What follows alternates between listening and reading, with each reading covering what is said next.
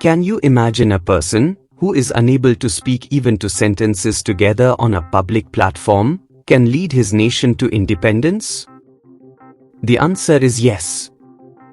Yes, we are talking about Mahatma Gandhi, who led the freedom movement of India, and that too through his oratory skills and non-violent methods. When Mahatma Gandhi was growing up, no one could have predicted that one day he would become one of the most inspiring people in the world with millions of followers, and that he would be considered India's father of the nation. Because he was very shy and quiet boy who had really low self-esteem. Every day he would run home from school so he wouldn't have to talk to anybody. He was afraid that the other kids would make fun of him. This shyness extended beyond the classroom. Gandhi was uncomfortable in social situations and avoided public speaking. Despite these challenges, he was a diligent student, known for his honesty and integrity. One notable incident from his school days highlights his commitment to truth. During a classroom inspection, the school inspector asked the students to spell the word kettle. Gandhi's classmates began whispering the correct spelling to each other, but Gandhi refused to copy their answers. This incident, though minor, underscored his early dedication to honesty. Gandhi was also really scared and panicked every time he had to speak in front of people. So how can a person who was barely able to say anything in front of people could lead his nation to independence? Well, he initially saw his shyness as a bad thing and tried really hard to change it. After finishing school, he left home and went to London to study law. During his time in England, there were many occasions where he had a chance to do a public speaking, and one time was especially painful for him.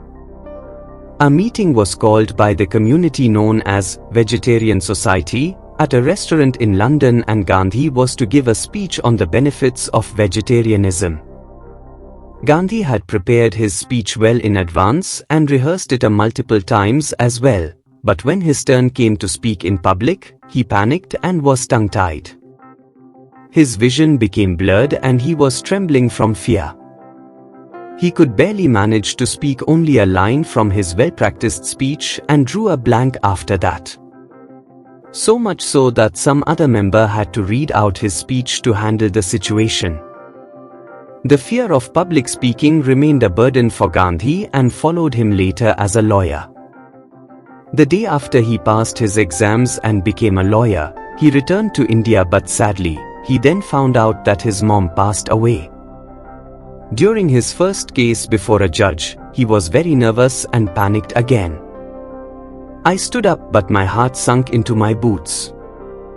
I could think of no question to ask. The judge must have laughed. Embarrassed and humiliated, Gandhi left the courtroom. And because of the failure in his first case, he lost confidence in himself. During this time in India, he failed to start a successful law practice and went to South Africa for a case. Gandhi's transformation began in South Africa, where he moved in 1893. Faced with severe racial discrimination, he was compelled to confront his fears and stand up for his rights and those of the Indian community. The incident where he was thrown off a train for refusing to leave a first-class compartment, despite having a valid ticket, was a turning point.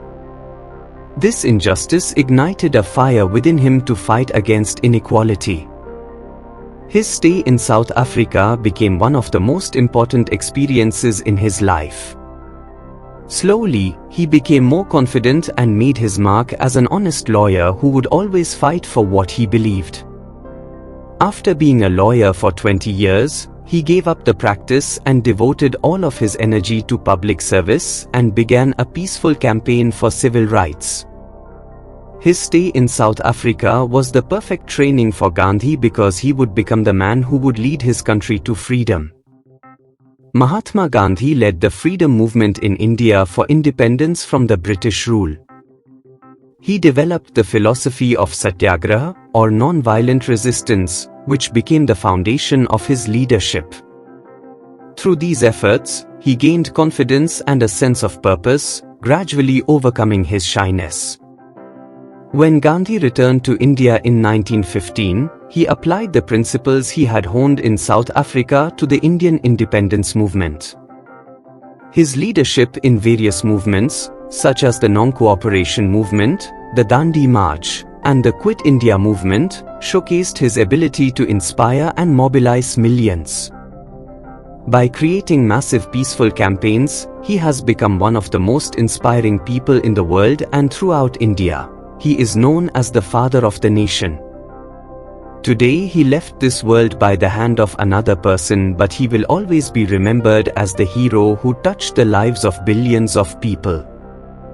Mahatma Gandhi had a burning desire to make a change. He found a way to accept his shyness and his quietness and transform them into a powerful voice for peace. The voice that led India into independence. His life story illustrates the power of inner strength and the impact of standing up for justice and truth. Gandhi's transformation teaches us that true leadership stems from humility, empathy, and an unshakable commitment to one's principles. Friends, so let me ask you something. If Gandhi was an average student, a shy and quiet boy who ran home from school, who had low self-esteem, who was laughed at, who panicked every time he had to open his mouth in front of other people, became a hero and the powerful force that changed the world. If he can do, why can't we? You must be the change you wish to see in the world. By Mahatma Gandhi. Thank you friends, for your valuable time. Subscribe the channel to watch more interesting videos. Please do share, like and comment.